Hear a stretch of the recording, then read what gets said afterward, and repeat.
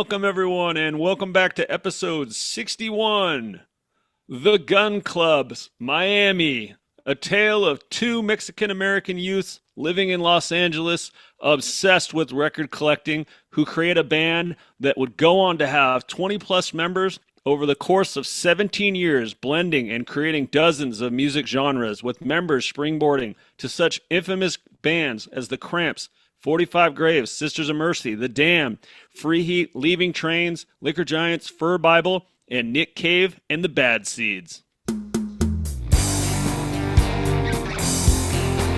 in the mail.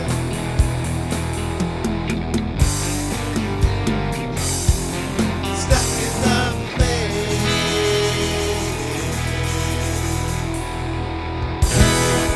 To start this off, Miami. On a personal level, this is a record I had for a long time. I got into the first Gun Club album, loved it so much, it's called Fire of Love, that I purchased this album and could not get into it. I actually had it in my collection probably since the early aughts. But I don't know why that is.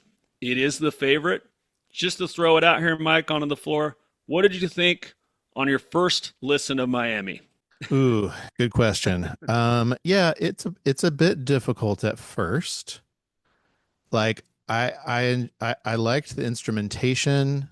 I know the recording quality is maybe not immaculate, but I like the instrumentation. I like the energy. Really loved the singing, but also the singing is what repelled me at first. I loved it and I hated it. That's fair. I think it's safe to say it has a more polished, less punk sound, but it's not for everyone, especially the singing, I would say. Right. But the Gun Club, as I'm sure you're aware of now, at least it didn't take you 26 years or so to get into it. The Gun Club is one of those bands. It's a band, a musician's band, and that's just the members alone. But yeah, it's from the start. It's a tough one to get into. It's brooding. It's dark. It's almost too different, too interesting. It's Yeah, just challenging. it's challenging, and I would say you don't really pick up on the poetry of it the first time or Yeah. two or three or four or five. The first impression is the singing, Mhm. and you and I have talked about it. Like I think that Jeffrey Lee Pierce is maybe one of the greatest voices in rock, but yet singing in tune is not really a priority for him. In fact, there's part of me that really wishes that he spent like 10% more effort on, because he's so close to the pitch, Mhm. but it kind of would defeat the whole purpose. Yeah, I think we had some discussion about this prior, and I think you're right when you say he's in an unsettling key, and I Yeah. think he's doing it on purpose. I wanted to throw out this big broad question at first, but I want to jump back into the origin story because my narrative of the Gun Club is this band and how it started with Jeffrey Lee Pierce and Kid Congo Powers, Brian Tristan, is actually a story of fandom. Um, Both of these, Kid Congo was the main guy who started it with Jeffrey Lee Pierce. They had no ability whatsoever, and they were fans. They were fans of music. For example, Jeffrey Lee Pierce would go on to write a reggae column in Slash. Kid Congo Powers had a fanzine on the Screamers. Screamers, one of the first LA punk bands, never recorded anything. But also, this fandom level is to the extreme. Jeffrey Lee Pierce was the president of the Blondie fan club, and Kid Congo Powers is the West Coast president of the Ramones fan club. Oh, So these are fans of music. These are not musicians. These are fans right. to the utmost level. And that's where this story really truly begins. It begins with two people that are fans and outsiders too. They have this fandom and this level of love and appreciation for these musics. Yeah. And that's the origin of the Gun Club. I mean, just there. I mean, that's a story that we can relate to. I hear what you're saying because the DIY origins of it. I mean, these were not polished professional musicians. In fact, they were like it's kind of like you and me when we were like, "Hey, let me show you how to play E minor." And No, then let's create a exactly. song around that, you know? Yeah, no, Jeffrey Lee Pierce literally was like he taught Kid Congo how to play guitar and it was all just open tuning, you know. Yeah. They they didn't know how to do anything, but they were fans of music to the point of extreme, really, like Well, very big fans. and I love the anecdote that I don't know if you were trying to save this one, but do you want to talk about hanging on the telephone? Sure. No, exactly. Uh, the Nerves, obscure kind of power pop punk band in LA, had a single for Hanging on the Telephone. And surprise here, Miami was recorded by Chris Stein of Blondie fame. And the reason why is that Jeffrey Lee Pierce, as the president of the Blondie fan club, got the single to Blondie. And, they probably made $1 million. So, of course, they're like, yeah, we'll record the Gun Club, sure. Yeah, and they made the iconic lead track on Parallel Lines, which was couldn't have been a bigger album. Exactly. So, I mean, it's almost like these guys are functioning as DJs, but what they really are is record collectors. Like, I'm Yeah. preaching to the choir of record nerds out there. I read some great quote where, like, Kid Congo Powers and Jeffrey would go around to like record stores for like 8 hours, and people would just be like, Jeffrey, can't we go to the beach now? And he'd just still be buying records. So, these are nerds. These guys are nerds and outcasts, and it got them somewhere before the internet. Before, if you wanted something, you had to find it. It wasn't search it. It's not like today, kids. I mean, this is a real important story to this. I mean, not only is there that story, but Kid Congo Powers leaves before the first Gun Club album and joins the Cramps. Now, why does he join the Cramps? Do you have any idea? Because they're more successful. No, they're not. They're not at this point. The Cramps are the biggest 45 nerds that exist. Oh, okay. And so they poach Kid Congo, actually give him his name. And you know what Jeffrey says? He's like, go, dude, go. He's like, just go. He doesn't even care. The Gun Club's nothing at this point. It might even still be their first name, which is the Creeping Ritual. Great name, guys. Um, so that's the thing. They're heads. They know the records. They know what's cool. They're the cool guys. They both work at record stores at some point too. Zines, writing things. That's the story and the origin of the Gun Club. Now there's a lot more to say, but that's the beginning. Well, and really, we have to talk about Jeffrey Lee Pierce Of course. because I mean, I don't even know where to begin with this guy. I watched that entire documentary. Fascinating to Hmm. talk to hear from people who were in his orbit because it's kind of a revolving door of people that were associated with him, but that's what it was. It was his thing. Hmm. He had the drive, he had the vision, he had the ego, he had the eccentricity, he had the, you know, Poetry. poetry and also the kind of personality that just would run people off. Yeah. And I think you're probably right that he was kind of intentionally trying to sing off key and trying, it's almost like a self-sabotage thing. But the thing about it is when you hear him and you give this music some time, his voice is unlike any I've ever heard. It cuts through in a way we've been trying to like figure out like who does he remind us of? And my answer is Danzig. Like there's just this like classic frontman bellowing, but kind of a brightness too. Um, A got ton of vibrato. A ton. I've got Bono here from the beginning of U2. There's a little bit of that, Yeah, arguably, there but a really very is. punk sensibility. Yeah, I mean he's a singer. He's a tortured poet singer. He's a Morrison. I had a whole list of people. I'm drawing a blank now, but he's a poet, you know. He's a Morrissey. I don't know. He was not well accepted. I think there's two sides to the Gun Club. There's the side where they had 20 band members because no one could stand the guy, and there's the side where he had 20 band members because everyone wanted to be in his band. Yeah. I don't Yeah. know the truth. Well, I think the truth is both.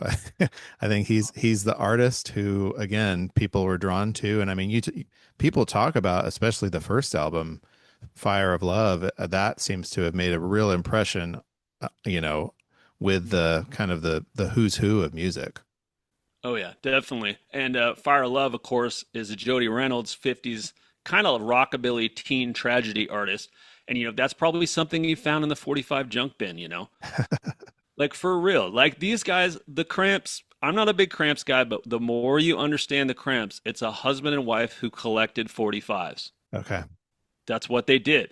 And they just took those songs and made them their own and played them. That's all they did. And somehow it came out very original. It's exactly what the Gun Club did as well. It's just Jeffrey Lee Pierce's take on things is not the Cramps. Right. Well, But and I don't even know how you categorize this music because Miami yeah. sounds very different from Fire of Love and extremely different from that. Was it the next one that sounds like Cocteau Twins? It's actually the one after that, Mother Juno. But yeah, every album of the Gun Club is not to be slept on. They're all interesting and all unique. And at the end of Jeffrey's career, he was doing just straightforward blues Hmm. as a bluesman.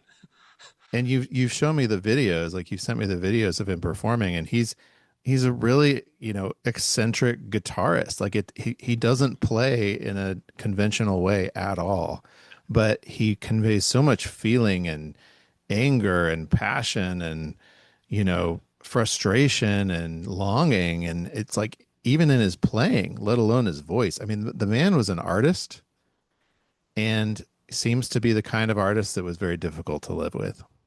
Oh yeah. I mean, I think the identity thing is one of the most important things. I think he was tortured for many reasons. Another name that I could have brought up earlier was Ian Curtis. He Yeah. he just I think he just, people who knew him loved him but he was tough. Like we've said so many times. He was fearless too. He's what a frontman needed. He really was, and he was scary. He scared people. Yeah. And Antagonistic. there's two type of singers, and this is a point I wanted to make. There's two type of singers, and the ones that seek adoration from their audience and the ones that are antagonized by their audience. And Jeffrey Lee Pierce was antagonized by his audience. Yeah, that's the difference between him and Bono, I guess. Oh yeah. It's polar opposites there. I mean, Bono might have had his troubles early on, but yeah, this is someone like many musicians in this realm. He's fighting the audience, Yeah, literally. the one that I think when you and I were talking about it before, this reminds me of Dead Kennedys in a way. Maybe Sure. not Yeah. so much musically, but just I mean, shock value, the the off-putting vocals, Yeah. but if you Yeah. Yeah. Yeah. appreciate it Yeah. and you love it, it's kind of that whole thing. I really the Gun Club would not be so compelling if he were playing it safe. That's just the reality. If this was him singing in tune the whole time, it might be an interesting diversion, Yeah. but the reality is what makes it brilliant is his unhinged approach. It is. And I don't feel like I've said anything that I want to say because there's so darn much to say. I have to say something that I wanted to say earlier. When I listed off all those bands, one of the strangest things is it really is just these two record nerds. But how do they get a band? Well, how they get a band is they get the rhythm section from one of the first LA punk bands ever, The Bags. Now, who are the Bags? The Bags are musicians that wear bags on their heads. For Hmm. real. Yeah. So no one knows who's in the Bags. But apparently Darby Crash of the Germs once ripped off everyone's bags, but it's what it is it's what would be the rhythm section of the Gun Club's first two albums. Rob Ritter on, please don't let me mess this up, bass at the time, and Terry Graham on drums. A little funny, like Peter Lorre looking guy, really interesting looking fellow, great drummer, real in the pocket, But so the Bags had another member that would later be on the Gun Club on their third album, The Vegas Story, Patricia Morrison, who would Uh-huh. move over to bass right after Miami, and you get their most iconic lineup because guess who's back? Kid Congo Powers. He Yep. starts it, leaves. Jeffrey's like, go have fun, make money. This is what we dream of doing, like Gun Club. They started the Gun Club to get free drink tickets. This is a joke band, but for some reason they turn into something. And so the funny thing is with the Bags is that, they have this rhythm section that's so amazing. They bring in these elements of country and slide guitar and all these fantastic elements, blues elements, swamp tribal elements. They were called like a psychobilly tribal death rock band. There's all these elements you can apply to this band. But so Patricia Bagg from the Bags, also lead singer Alice Bagg, who was her best friend, the front person, Mexican American, amazing female singer who could literally scream. Um, she would eventually come in too. So you have all these elements of another band entering the Gun Club Hmm. off and on. That's the impression I get from that documentary I watched is what a incredible culture this was in the early 80s in Yeah. LA, and I guess like in Hollywood, right? Like it's like North LA, right? A lot of East LA, especially for Kid Congo and Okay. Jeffrey. And there was a ton of Mexican American punk rock. Yeah. It's not talked about a lot, but a big band that was on SST. Actually, the first album was The Stains. Later, we had the Zeros. There was the Escovedo family that was super huge, so big that by the time I lived in LA, the 13th family member, Mario Escovedo, was playing in a band called the Dragons that I was in the booking agent for. Oh, cool. It's wild. Alejandro Escovedo, Coke Escovedo, Sheila Escovedo, big family. Wow. I digress, but yeah, the Mexican American East LA punk rock scene is huge. And of course, Gun Club, who actually has no place where they belong, fits Right. in a little bit everywhere. It Everywhere. feels very California to me. That's why it's kind of weird that this is called Miami. This is not a humid album. You know what I mean? No, no, I don't know where the Miami title comes from. I have no idea. But there's only three guys on the cover, and it's because Ward Dotson, who was the guitarist, who was so great, he was already out of there. He hated Jeffrey Lee Pierce. Now, he's not from the Bags, but I think he Yeah. went on to a few other nothing bands. But a lot of these rotating cast people are big names. Kid Congo's a huge name. But this He, just kind of captures one very specific lineup that did not last. yeah. Well, it's not even the most iconic. The most Right. iconic is the next lineup because I showed you footage of them. It's Kid Congo, Jeffrey Lee Pierce, Patricia Morrison with her brooding Elvira like goth look, and then Terry Graham still on holding it down on the drums. That's the most iconic lineup. And I think already by that point, no one cared. Yeah. And they go on for a long, long time. I listened to one of their super late albums. Now, not the lineup, but essentially the Gun Club goes on for a long time in 91 called Divinity. And they're covering the Urinals, which was an obscure LA punk band. They cover Black Hole. And I was like, holy cow. Like, that's because they're record nerds. Yeah. No, it makes sense. Like when you think about the covers that are on this one, it Hmm. completely makes sense as to where his influences came from. They came from everywhere. They do a lot of like real blues stuff. Like on the first album, there's a Robert Johnson blues song, which you can't get too much more blues than that, except for maybe Charlie Patton. Yeah. Uh, it's just so Well, do you wild. want to talk about some songs? Do you want to talk about some highlights? I, I mean, I literally wrote like just a bunch of topics, and I'm looking at them, staring at them right now to see how many of them we've covered. We kind of went over Blondie quick, but the fun thing is that because it's produced by Chris Stein on his Animal Records, which I think was a subsidiary for a big label, so they had money backing, some payback here for the cover for hanging on telephone. But Blondie, Debbie Harry, is secretly credited on this, but not actually credited as D.H. Lawrence Jr. on what we believe is just Watermelon Man, the first on side two. Maybe we can hear that now. See if you can hear it. See the man who put on smiley face. See the man who put on smiley face. Yeah. Hi-yo, hi-yo,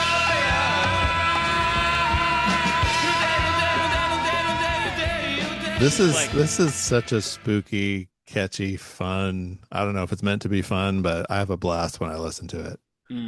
it's very, it's a very tribal one, you know. Uh-huh. They're letting loose.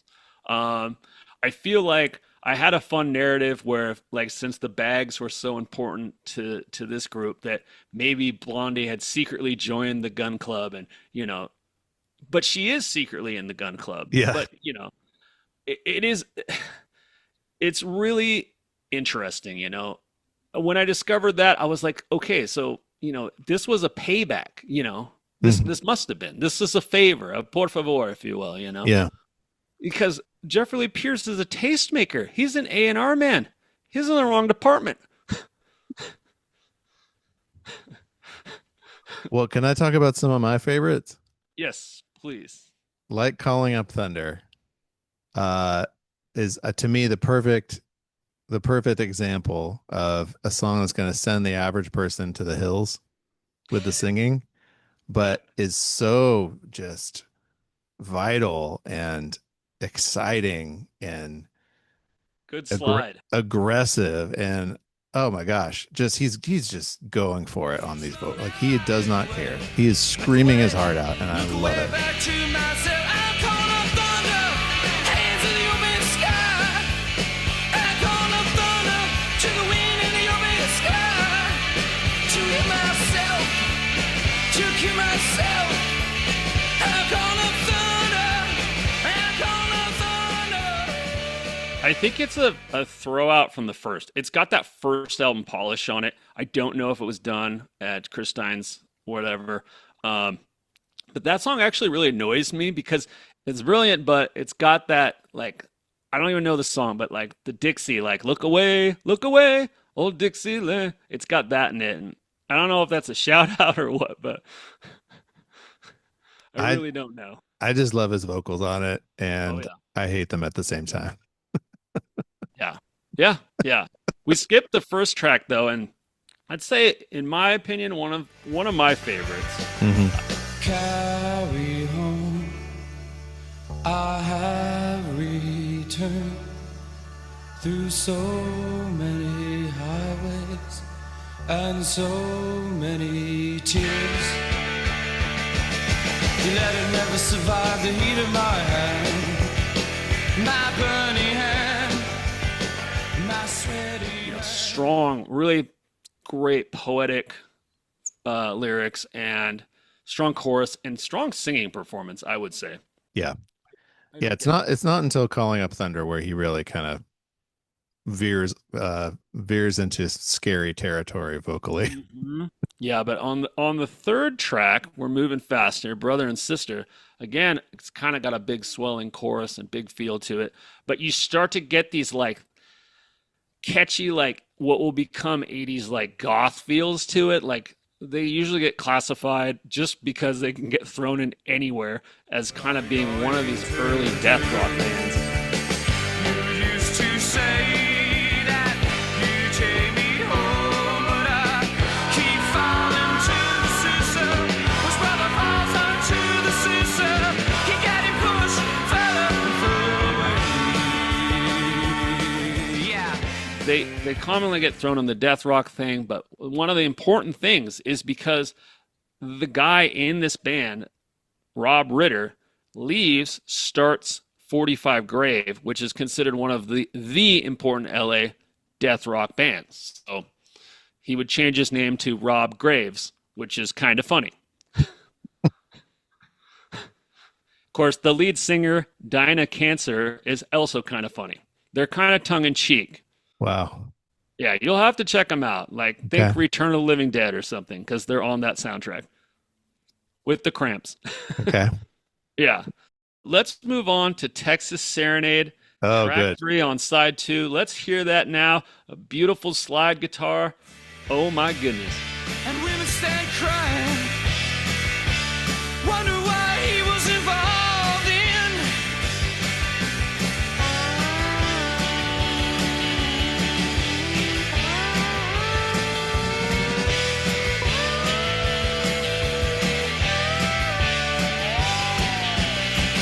Where is that screamer? I don't know anymore. In a word, unsettling. Oh, come on. I get like Calexico vibes and all kinds of alt cowpunk country scene stuff. And Oh that yeah, was it was such a big scene in LA. Like yeah. they'd done everything, they went backwards. This is Went what I back. mean though about this is a Western album. Like there's Yes. this Yes. is Name Miami. yeah, it's so interesting. But this song in particular, when he's clearly not only not trying to sing in tune, but trying to deliberately sing out of tune in order to scare the tar out of you. Yes. Basically. Like if you put this on in the car with people who aren't into this kind of music, There was nothing left to be done at this point. Music had gotten very scary, but these different new scary elements came in, and Jeffrey was definitely he's into that. Like this was kind of, even though he wasn't a part of it because he wasn't a part of anything. This was kind of the sound that began. He's this like is proto death rock. I would say this is like horror country. Yes, yes, precisely. Gothic country, precisely, and blues and swamp. And this is my favorite song on the record because of It, all of that. It's just to me, this is what makes this band fantastic. yeah, yeah. The Gun Club never was going to sell a lot. They wouldn't have named themselves the Gun Club. It's the stupidest name ever. I mean, who's going to book the Gun Club? Are they going to shoot up the place? I mean, it makes them sound dangerous and Yeah. scary. Yeah, but that's what punk was. And having a name like that, like apparently Gun Club came from Keith Morris, first singer of Black Flag, who was Jeffrey's roommate. Okay. They That's wanted right. even I creepier. forgot about the Black Flag Oh yeah. connection. But yeah, you're Yeah. right. They were really tight with those guys. Yeah, I mean the whole scene was fairly small. The Southern California scene was tight, but yeah, I mean they were at the beginning creepier. Creeping Ritual was the name of the band, which apparently, of course, I don't know a lot about, but it's a Catholic thing where you essentially throw yourself down and crawl on your knees. It's real. Like so Okay. it's something that they had to experience growing up with their moms and stuff, the Mexican American moms. Okay. That makes It, sense. it's a real thing.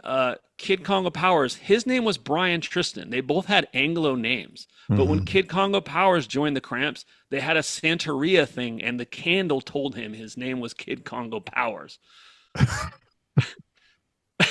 I know too much about this band. It's endless, too. Hey, we could talk for 3 hours. I'd just be exhausted. I feel like I haven't said anything, but I think we're starting to do a pretty decent job. I mean, I think at the end of the day, for the uninitiated, which I mean, this is yet another great treasure, that you're introducing me to, and Yeah. you've done it again. Took me a little while, but I knew that would be the case. Yeah. But It it I does. Didn't take love you it. 25 years. I mean, we would be remiss to not talk about Mother of Earth, if nothing Right. else, for the sheer poetry of it. I'm going down the river of sadness. I'm going down the river of pain. In the dark under the wires, I hear them call. Yeah, and so it's also the number one on Spotify, just to get some numbers behind things. Apparently, because of a 2006 PlayStation 2 game, Scarface, The World Is Yours. So that's why the kids know it. I see. Yeah, but a beautiful closer, gut wrenching, dark, painful, Pensive, agony, typical things for JLP. but very country. Yeah, yeah, And I think I think that one of the things that's most rewarding about this album is you find the genres start to emerge the more you listen to it. Like you find the variety start to kind of become more apparent, and you yeah, so like there's covers and there's country and there's punk and there's screaming and there's like spooky western horror rock, Yep. and Yep. it's just a marvelous experience. It is, and nothing else in any genre that you could classify the Gun Club as is the Gun Club. They Right. are a Venn diagram. I think that's what he wanted. He didn't fit anywhere. He didn't feel like he fit anywhere. He didn't feel like he fit in Mexican culture or in any kind of culture in the U.S. He was on an island, and I think everyone has that feeling at some point in their life. But I think as an artist, I think Jeffrey Lee Pierce was very special because he didn't want to fit in, but he didn't fit in. From the Mhm. name, he's got like this southern white name. Like the guy didn't fit in, and I think it caused him a lot of problems. Yeah, and he's that maybe kind of explains a little bit of like the self-destructive behavior, and Yeah. ultimately it's a very sad story, but I mean he went on to make music like you said into the 90s. It lasted a while.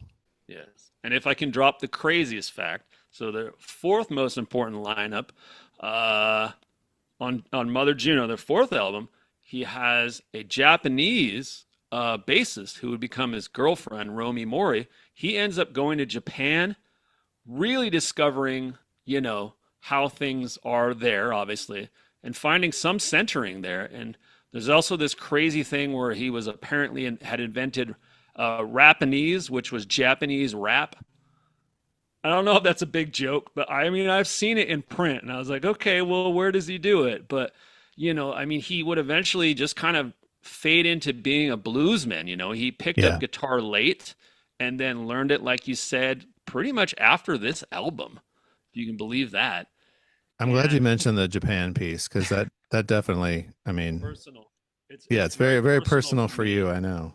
Extremely personal because my whole life I said, well, here's how things should be and here's how the future should be. And then I go to Japan and it's like, oh, it's right here. This is how it is. I'm just living in the wrong place. I was born in the wrong place. So I think that Jeffrey found that too, and that's amazing. Like Hmm. for anyone, wherever it is, but Japan, I think, is a very highly, highly evolved culture and society. He found that there. Yeah. So is amazing. And that's a great place to end on too, because you know, I think he didn't die some super horrible tragic death. He just died kind of your typical kind of, I think it was liver cancer or something, but Yeah, he the did effects of all that living. he did live a hard and fast life. I've had friends like that, and they're not with us now either. And that's just how it goes. I decided to try out a different schedule for the second half. I'm proud of that. But Mike, I'm glad you like the Gun Club Miami. It's considered a very great album. Uh, I didn't just like it. I love it. yeah, it's. I mean, yeah, it's such a special album, and I do think this is the one. I used to be a first album Fire Love guy, and it's kind of just this, but a lot more punk. So this is the Yeah. polish. Like Chris Stein did him justice here. Blondie did him justice here, but it This is still didn't hit. It still didn't hit. It didn't matter. It didn't hit. and I'm not surprised it didn't hit. It kind of No, me wasn't neither. supposed to, you know what I No, mean? no. They played with And like some big names. it's one of the most captivating albums I've heard in a long time. Yeah. That scene, and it's so insular. That scene has so much of this, and a lot of it never came out. A lot of it is uh, of the LGBTQ scene, especially the origins of the Hollywood scene, and that. But actually, this band actually mirrors, and at the same time, Darby Crash and Pat Smear so much of the germs, like that friendship, that fandom, that obsession. Because Brian, Kid Congo, and Jeffrey here, they're that too. They're just like us, Mike. They're people that love music and don't know how to play, plain and simple. And it didn't stop them. And look where it took them. Yeah. Huge. The This Gun is Club was around for 17 years. and this one and the albums around it, monumental achievements that will be here forever. Yeah. I urge you to listen to some more if you're feeling this kind of a vibe. If you're not, that's fine too. I mean, it's taken me decades to get deep into them, and now I'm like a full on one of my favorite bands. So, Yeah, I can see why. yeah. So, on that note, what have you got for us? Well, I wonder how long it's going to take you to figure this out. I am going with an album from the 90s that we both had, Okay. we both loved, we both played to death. Okay. Um, it trying to give you a clue without making it too Yeah, obvious. I could start rattling stuff off, but I'm waiting for that clue. Um, it contained songs by artists we were obsessed with, but very obscure songs by those artists. What? It Now I'm confused. Is this the No Alternative soundtrack? What, This what is is the No Alternative soundtrack. We're Okay, going there. so first compilation. Okay, yeah. No Okay. alternative. It's Okay. happening. I got news for you. I didn't have it, but okay. You didn't? I didn't. I didn't. You had it. I had Okay. I had DGC Rarities Volume 1, never to get number 2 because it doesn't exist. I know that I put songs from No Oh Alternative yeah. on your mixtapes and Yeah, yeah. stuff. Oh, yeah. I just didn't have that CD. Well, it's quite an artifact of the early 90s. Let's put it that way.